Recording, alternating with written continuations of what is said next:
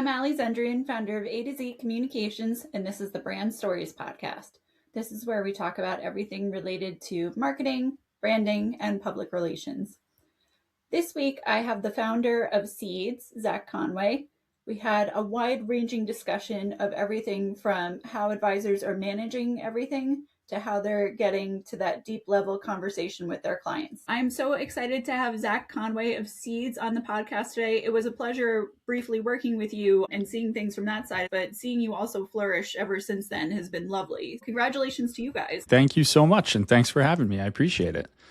Anytime. So the first question that I ask everybody is what their favorite brand is and why. Yes, I've had a couple seconds to think about that. And it's a good way to ask it off the cuff and really sort of rack your brain. The thing that is coming to me, this might be totally random, but is a brand called Cabela's, which is an outdoors brand. I don't know if you've, in the Northeast at least, on Route 78, and this was on my way from where I live in New Jersey to where I went to college, Gettysburg College, but on Route 78, the sort of like mega store of Cabela's, which is essentially like an amusement park. It was a destination on the way from where I lived on the way to school, and we would stop, and it has gigantic fish tanks. It's basically like being at an aquarium and all this different sort of wildlife and outdoor gear. Mm-hmm. So the combination of them having these sort of like physical places to go visit the retail space and actually be in it and sort of like this immersive experience, and what it is as sort of this outdoors brand. I grew up fishing, and so I would actually buy things there on my way to school, not just to, look at the fish, but actually buy fishing equipment and then make my way to college and fish at college. And I fished growing up. And so, yeah, that brand, both for that specific store and actually buying those things. And it's sort of reminding me of the sort of solitude and interest that I had in fishing and still do, although I don't get to do it quite as much with 3 kids and running Seeds and all that fun stuff. But yeah, that's my probably somewhat random answer to the brand question. I love it. So first of all, I feel like I can pull out a few different ways that this is related to Seeds, but at the very least, you guys started with much more of an ESG focus than arguably where you are now, which then relates to the fishing. So if you don't mind talking about how Seeds got started and how you guys are steadily evolving. So the beginning, like quick backstory for if you haven't heard it, is I was an advisor. I had joined my dad in his advisory business. He's been an advisor for many, many years. And I was sort of lucky to be fresh eyes on an advisory business that he'd been operating for a long time, running an amazing business, deep relationships with his clients. The early insight I had was sort of those fresh eyes on the business, the investment experience that we were delivering to our clients. So doing holistic financial planning, part of that is investment management typically. And in that part of what we were doing, the experience to the client felt very sort of surface level and really driven by us. It was sort of our narrative about investing as opposed to call it the hero's journey or a client-centered story of who is this person. What makes a good experience is arguably an understanding of sort of the character at the center of the experience, and then the experience being shaped around that understanding. And that didn't really exist in how we talked about investing and investment management. And your question about ESG, that was the most tangible, clear example of our lack of understanding early on when we tried to change the paradigm and say, okay, rather than just going through our typical talk track with a new prospect about how we manage money, let's ask more questions about how they think about investing and what this is going to mean to them.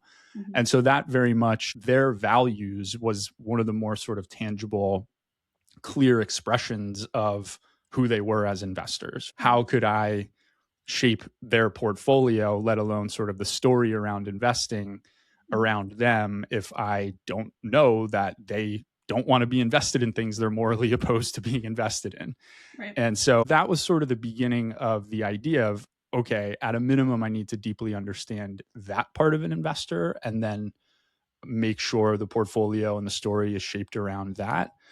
And I think what has evolved is simply expanding what understanding an investor means. So it's not just might they care about values, and if so, how. It's also everything else, how they think about this process, what they want to get out of it, Obviously, it's about financial goals. That's sort of like the baseline, obvious component. So yes, that's been sort of the evolution of Seeds as a platform, was focused on that understanding at first and then sort of expanding beyond that. Yeah. But so I think that also relates to the immersive experience that you were talking about with Cabela's, of really understanding the client as a whole instead of just saying we are little parts. And I know that you have children and they're going to go to college. Let's talk about that. So I give you a lot of credit for realizing that a person is much more than just the financial statistics that they might present to an advisor. I think, again, it's what was interesting and what I learned early in being in the business was it was so clear that people valued, again, it's become such a common phrase, but being heard and understood. That is how people perceive value, is that this person on the other side of the table or Zoom meeting is willing to understand me beyond sort of a surface level understanding. So if you apply that point to investing, it's like risk tolerance as this surface level sort of output of investor understanding. So someone being able to go below that and maybe the level below that.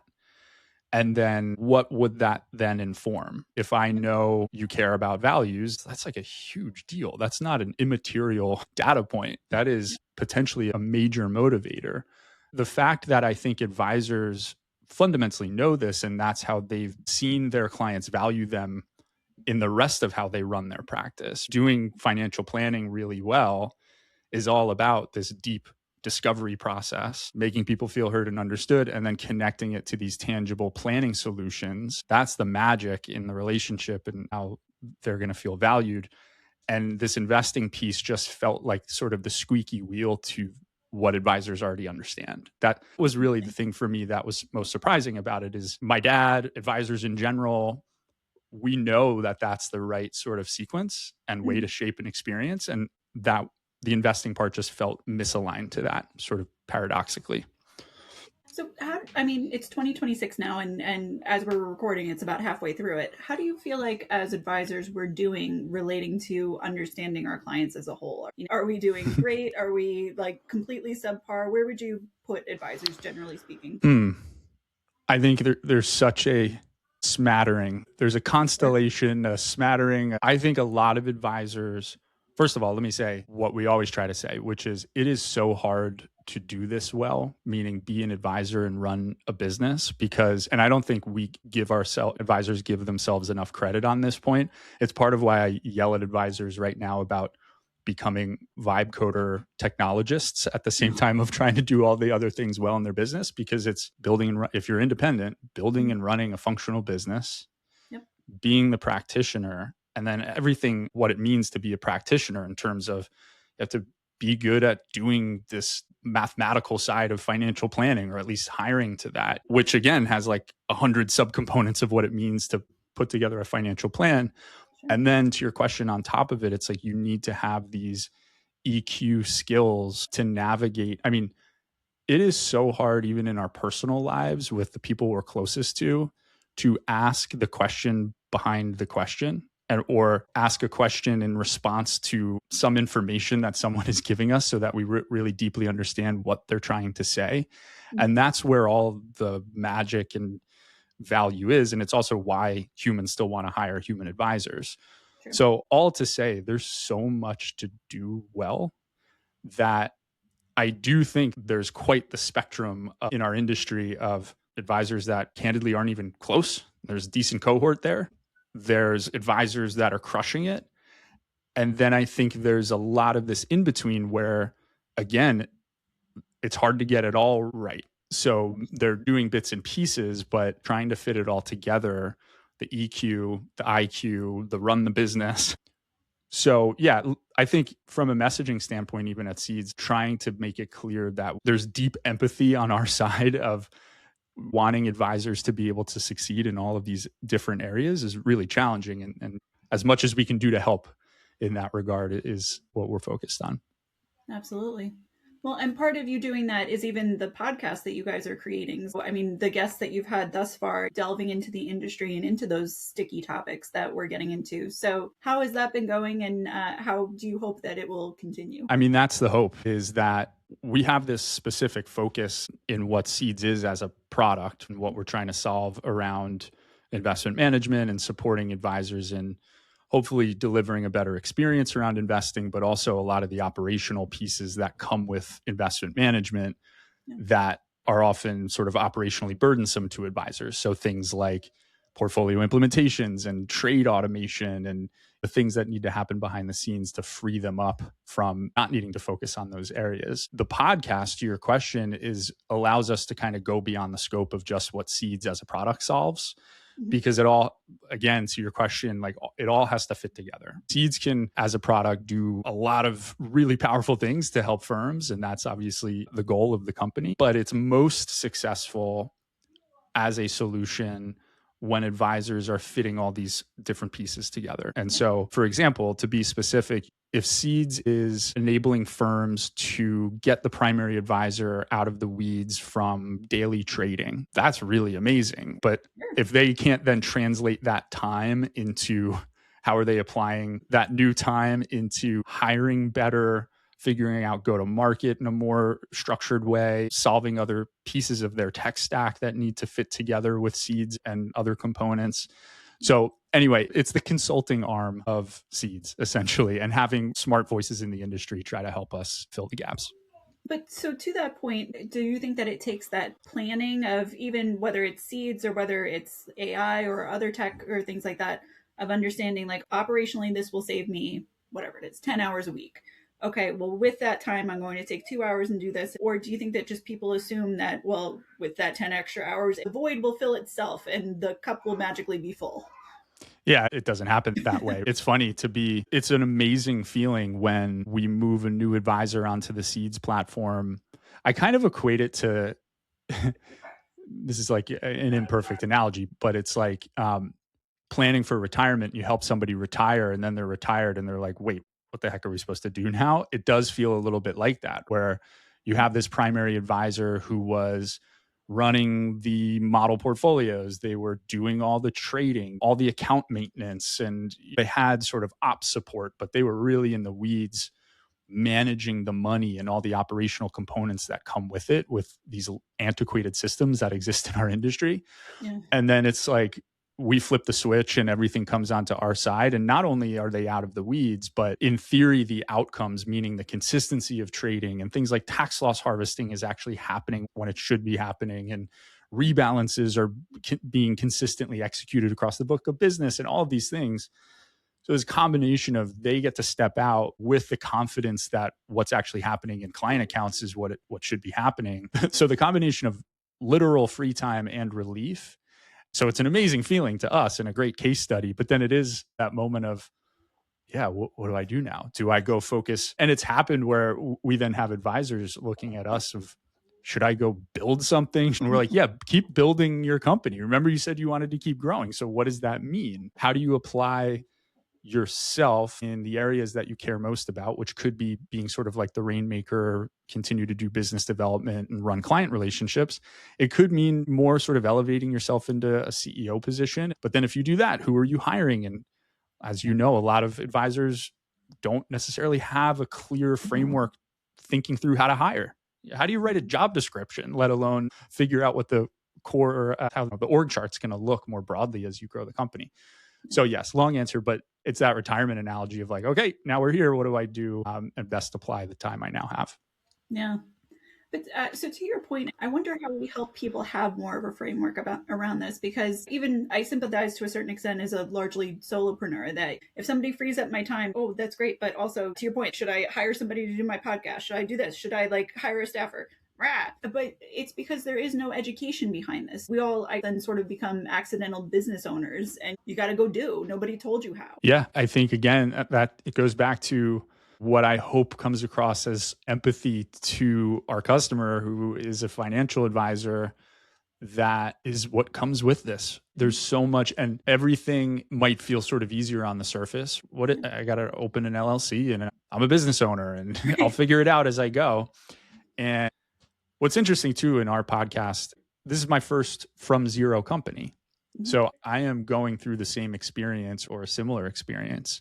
It's a little bit different and VC backed and that sort of startup aspect of what we're doing and being a technology company. But yeah, once the LLC is established, what happens next? And where do I want to fit into this? Who am I as a leader in the company? It's a whole, not just practical question, but existential question to figure out in your life. And then how do I fit all these pieces together?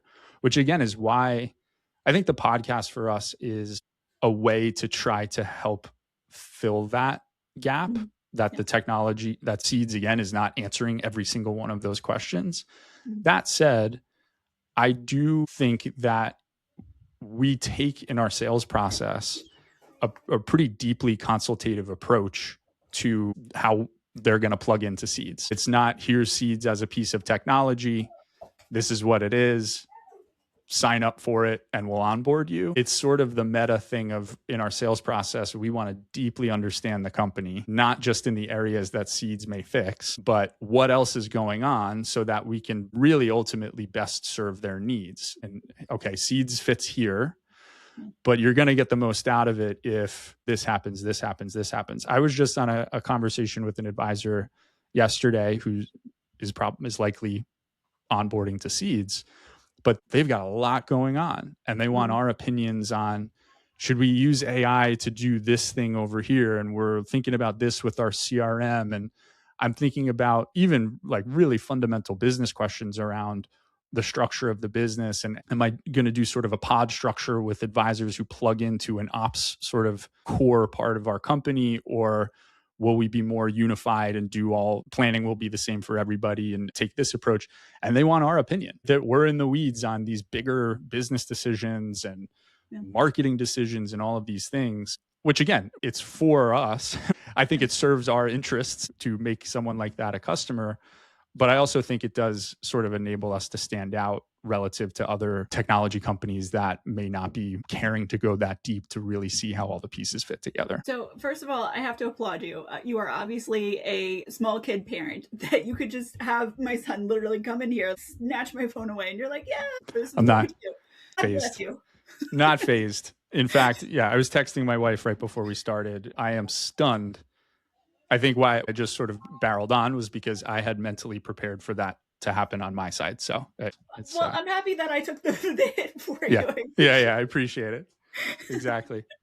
But so anyway, getting back to everything that you were mentioning, it sounds like there are a lot of advisors that could benefit from the use of Seeds. How would you sort of, or is there an ideal client that could benefit the most from you? Yeah, I think it's really a firm. We've mostly been focused on firms under, say, $500 million in client assets that are looking to continue to grow and know that sort of internalizing these portfolio operations functions, either themselves as the primary advisor or even internalizing a team to run these things, is just not the best path to scale the business. It really, to best ensure top line growth and actually scale the business over time. And what I mean by portfolio operations is there are a lot of legacy systems that, as I said earlier, pull advisors in the weeds related to portfolio implementation and trading. So what goes into a portfolio? You might have model portfolios. You might have third-party model portfolios. You might have direct indexing. You might have lots of conversations about things like long short or lending or these different puzzle pieces of a portfolio. And how do I get it into an account? How does it get traded is all on either that primary advisor or somebody or a few people within that firm. Again, to my points earlier, advisors have a lot of jobs. Being a trader, we don't think should be on that list. I think it's a sort of bizarre from the history of the industry accident that's the case, not anything that's really by purposeful design. So anyway, so firms trying to solve that problem, and to a certain extent the experience layer, which again, just to tie that back, is most advisors know that if I understand an investor in a deeper way and then can tell a story about the portfolio that's more about them rather than my talk track about investment management, I'm going to be better valued. And by the way, that's what increasingly customers can get through direct-to-consumer platforms. If you can access investment solutions on an app that you can't get through a human financial advisor, the good news, as we'll keep saying, is the human wants the human, but that human needs to have these solutions and have a way to know that these solutions make sense to this particular client because they're asking the right questions about it from that person. So it's solving that as well. It's these two layers of the experience layer and this operational layer. And so, yeah, lots of conversations with lots of advisors in that camp. Last thing on it, I'll say is probably unsurprisingly, this is starting to apply to larger firms. So I hate to use the term aggregator. It's like this catch-all of larger with advisors who plug into a larger entity. But those issues I just described are essentially just compounded at the aggregator level, where then you have this home office that is responsible for all of these mechanics and all these inputs and outputs for investing and how portfolios get traded and so on. So we're having lots of conversations with firms that are a bit bigger, trying to solve similar problems. Oh, that's great. And I mean, may you solve all of the problems. So that's good. Solve it all. Yes. No pressure or anything though. Exactly. So how do you feel like more alts in the marketplace or more cognizance on the investor about alts? Is that changing the conversation for seeds or for advisors more broadly? I use alts as a great example of the point around the product leading the story when the story should be led by the client. So in other words, alts managers want advisors to talk more about alts. And so that's great. Like, I think the point is never that investment solutions don't have a place. The challenge with alts, with direct indexing, with long short, with pick a investment solution is that the product shouldn't start the story. Okay. The client and the understanding of the client should start the story. So just to be specific, so in private credit, if the story starts with, because we have access to so-and-so private credit, and I have a PDF with this nice branding and script on how to pitch it to clients. And as long as a client has more than $5 million, let's say, because that's the legal threshold that I can put them into this particular product, as long as they check that, as we check that box, I'm putting that PDF on the screen and going through that script with most people who walk in my door. I think that is broken. I think that's the whole point. Well, one of the major points we're trying to address is that product solution could be the right thing for that person, but do they want it? How do they think about it? How does it really cohesively fit into the asset allocation? Can you really articulate that back to the client? All these different things. It's really just a simple inversion of, like, rather than I have access to a thing and the shiny PDF to talk about it, that's like the last part of it. That's the last dot in the sequence from who are you as an investor? What are you trying to accomplish? What's your tax situation? What do you already own today? What are you interested in? And then maybe here it is on the other side next to direct indexing or ETFs or whatever it is. So anyway, long answer to your question. It's a thing that has a place. But with that type of product or any other product, it's just sort of flipping the sequence of how it actually ends up in front of a client. Yeah. So to me, it sounds akin to, like, with all the drug commercials that we can see these days, it's somebody coming into the doctor and saying, I need Cymbalta.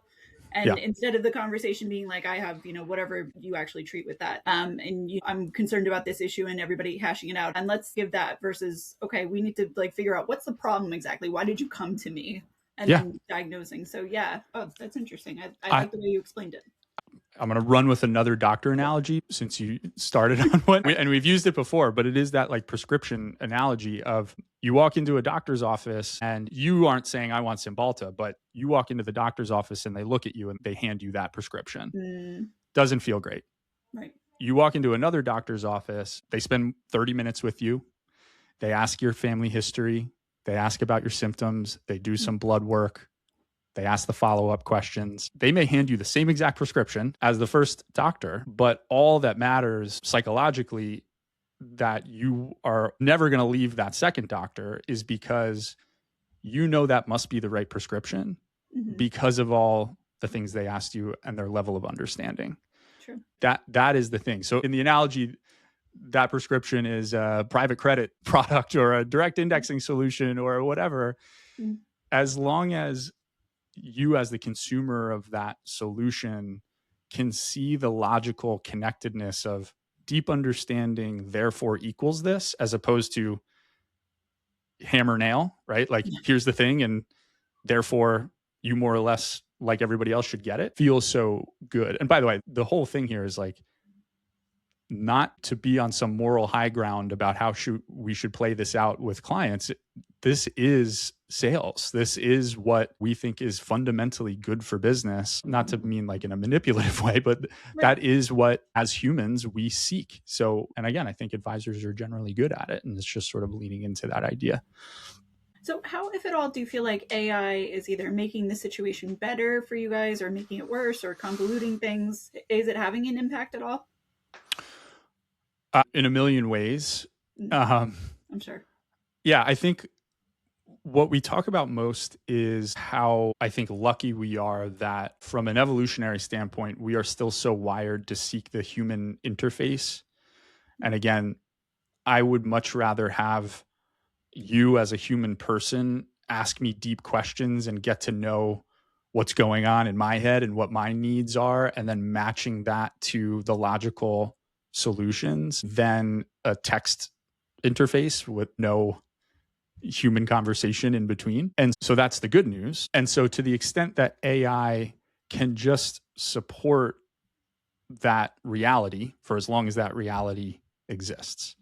So, right. So how can AI support me as an advisor doing all that sort of chain of events better, gathering information in a deeper, more holistic way? I'm still the interface, but what's happening sort of as the co-pilot next to me to help me capture that information and ingest it and translate it into the right solutions on the other side. I'm going to be the one communicating the solutions. We're having the conversation about it. But anything that is slowing me down or that I may struggle in the nuance of, that AI can support me in doing that translation so that I can be back in the room with you to talk about it and navigate trade-offs and do the stuff that's why you are hiring me as the human, as opposed to going on to the app to do the same thing. And so from a product standpoint, that's how we think about the integration of AI. How can you help advisors see other insights, match insights to action? Hey, here's what you should now know about Allie, given all these conversations you've had and what's going on in her portfolio. And based on her and her portfolio, what should we do in her portfolio? And then the next dot of how specifically should we talk about it with you? So even just one other quick example, like proposals of portfolios, think of sort of the tradition of the industry of risk tolerance questionnaire, model portfolio, and then here's a proposal script that essentially is the same for every client, plus or minus a few different metrics. And in that moment, how much that could really be shaped around what you are hoping to hear and understand about how I'm going to invest and manage your money for you. And my ability to do that as a human advisor behind the scenes without technology and AI supporting me, I'd be slower or less able to do. And so anyway, that's how we think about leveraging AI to make the human stuff that much more effective. Yeah. So then do you anticipate the future is going to look like, and, throwing myself out there in particular, my advisor is going to explain to me, we're investing in X, Y, and Z because, we know that you have 2 little kids and your concern is blah, blah, blah. So, to get you from here to college, this is what we ought to be doing. And it will be that personalized versus somebody just saying, we're going to invest in whatever and the return generally is great. And, good luck. Yeah. And all the layers, right? And so, by the way, one of the layers is, how much do you care about any of these details? So that's even a thing to pick apart of sort of the tradition of the industry, is your participation in the experience, I presume, rather than like historically, you or anybody's going to get the same level of detail and nuance, regardless of your interest in the detail and nuance. So even that alone of like just baseline, how am I shaping an experience, should be better determined by that as an input. And so under that, though, assuming you at least have some level of interest in, let's say we're meeting at least once a quarter and you want some depth about what's going on from an investment standpoint, then it's what more specifically? Obviously goals. How is this helping me achieve this? And what are those specific things that we had a conversation about a couple of months ago that I can now remember and know and connect those dots of this tangible money that you work so hard to earn is now helping you solve this, and this, which may be important and interesting for you to hear and talk about. Yeah. It could be things like your tax situation and how the portfolio is being constructed from a tax perspective. But then again, how much do you care to talk about the tax impact and what that means and what changes we may therefore be making? Anything related to values, anything related to thematic interests. Think of this moment of the SpaceX IPO. I posted sort of like a snarky LinkedIn post about all these advisors having an epiphany that some clients might care about wanting to own, and some clients wanting to make sure they don't own it for certain reasons. And so that, how would I even know? There should never be a surprise. I would always have this frustration where in our wealth business, before I started Seeds, we would onboard a client, and then in the next review meeting, we'd hear something about how they think about investing that we didn't know when we onboarded them. Like that seemed crazy. And so that's just an example, right? Of, hey, do they have interests in particular areas of the market that should be reflected in their portfolio? And when there's an IPO happening, that's probably something that particular client wants to talk about in the review. And that's important stuff. But I mean, to your point, so I could understand your frustration, and I think as a good business owner and somebody who gives a damn, I could get where that's coming from. But when you think about it, it's also like, so SpaceX in particular, have we had a chance to have a conversation about like, how do you feel about space exploration? Do you think that this is all BS? Are you interested in it? Like, what questionnaire is that included in? So it feels like it's a tough balance of trying to get the most that you can, but also knowing that organically things are just going to come up and you're like, oh, I had no idea that you had an Aunt Sally that it's a great point. Like we can't, I think the encouragement is we as advisors absolutely can and should know more in the beginning, but we can't know all. And in fact, that's part of the value of the human. That's part of what your consumer will value over time, is that you are going to unpack more, you are going to learn more, things are going to change. So having a system that can help you navigate getting deeper or needing to go down a different path in the future. The Seeds name, and this is often sort of, it's part of why we did a rebrand as we sort of evolved the platform, because Seeds for a lot of people had this sort of ESG implication in their minds. Yep. But the actual concept was around, if you have a more holistic, or call it three-dimensional understanding of the investor on day one, that was the seed. Having the right sort of seed is the thing that you can plant that's going to grow into this deeper relationship. Because if you don't have that, it's the ship in the ocean analogy of like, you're not sort of on the same track of who this person is and what they care about and what they want to talk about. And then all of a sudden, even 3 years into the relationship with your client, you're in different oceans. You have no real clarity on who this person is and what they want out of the relationship and how they perceive your value and so on. So it's a great point. You're never going to know every single detail, but to the extent that you can gather more. And the last point on it is just to tie it back to sort of empathy for advisors. Like I said at the beginning, I think most advisors know and would prefer to get that much deeper earlier on. The problem in the industry has just been with investing. If you do that, you have to solve what comes out the other side. If someone says they do care about values alignment, now you need to deal with that from a portfolio perspective. If they do care about thematic interests and wanting to own certain companies in particular areas of the market, how do I deal with that? And then that's an operational pain in the butt to deal with, and so on. So you just don't get the seed because I can't deal with whatever it's going to grow into, or I can't grow it because I don't have the systems to help it grow. So yeah, trying to solve that part, allow you to know these things so that, and then have sort of a system to put it on the rails. So can I just say, you are so brilliant, by the way. And I love having chats with you because there are just all these great points that come out. So thank you for all of this. That is very nice. Thank you. I appreciate You're that. welcome.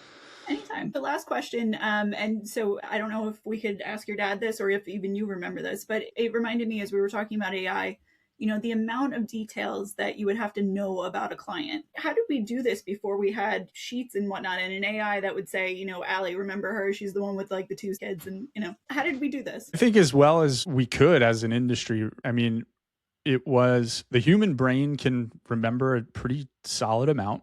And then it was, not to really date my dad, but pages and pages of notes of deep discovery and the dog's name and family dynamics. And in our wealth business, it evolved to a couple of sort of like tangible outputs from a discovery process. So creating an actual family tree, visualizing the family and having notes of not just this person's related to this person, but the family dynamics at play and how that might have implications into the financial planning. Something we would call, we still call the life map, which is a map of people's lives in all these different areas. Something we call still the alignment index in the wealth business. So we would deeply assess people in sort of the non-financial areas of life and sort of quantify satisfaction. And so it went from qualitative, hey, we're in a room together as humans and I'm going to ask you a bunch of questions and get to know you and scribble down answers on pieces of paper and then